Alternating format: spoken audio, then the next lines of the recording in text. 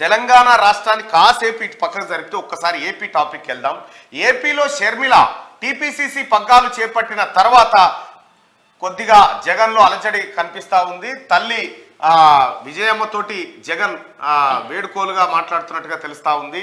తనకు రాజకీయపరమైనటువంటి ఇబ్బందులు ఎదురవుతాయి చెల్లె తిరగడం వల్ల అనేటువంటి మాట వినిపిస్తూ ఉంది. అటు జగన్ బాబాయ్ హత్య కేసుకు సంబంధించినటువంటి అంశం పైన షర్మిల ప్రధానంగా ఫోకస్ పెట్టినట్టుగా కనిపిస్తూ ఉంది.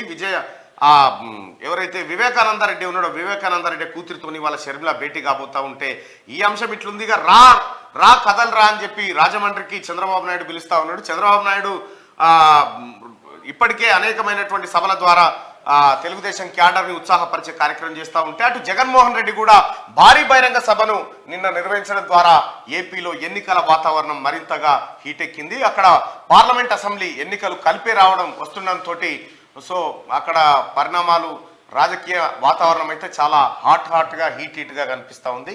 ఏపీ రాజకీయాలపైన కూడా మనం అప్పుడప్పుడు ఫోకస్ చేయాల్సిన అనివార్యత ఏర్పడ్డది.